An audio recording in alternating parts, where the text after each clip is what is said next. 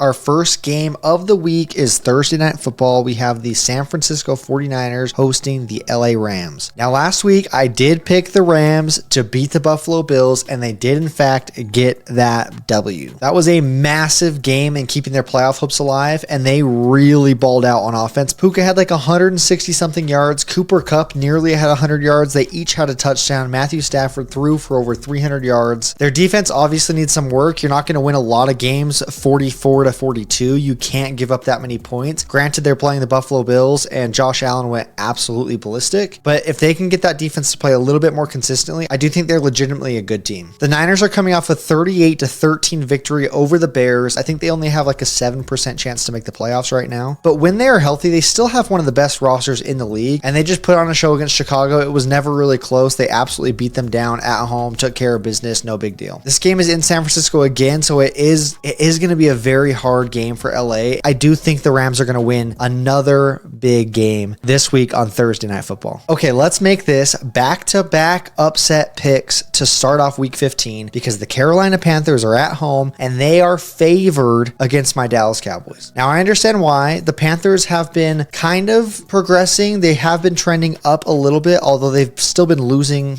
the majority of their games. And that Philly game, they should have won. Dallas, on the other hand, is coming off, just an unbelievable loss to Cincinnati. If you didn't watch the game, they blocked a punt, and that is what cost them the game. It's an embarrassing way to lose. It's an atrocious way to lose. And really, it's just a Dallas Cowboys way to lose. It's the most Dallas Cowboys thing that could possibly happen. But for this game, I do think Dallas is going to win. I think that Carolina is getting better. I do acknowledge that Bryce Young looks more comfortable than he has. They did almost beat Philadelphia. They did come within 3 points or so to Kansas City, but I am going to take the Cowboys as an underdog going into Carolina on Sunday. Then we have the Browns hosting the Kansas City Chiefs, and the Chiefs are coming off another nail-biting victory, this time against the Chargers on Sunday Night Football. The noise around the Chiefs is only getting louder. I mentioned this last week. People do not like the Chiefs. People are tired of the close games. People are tired of the refs. People think that they're getting lucky. People think they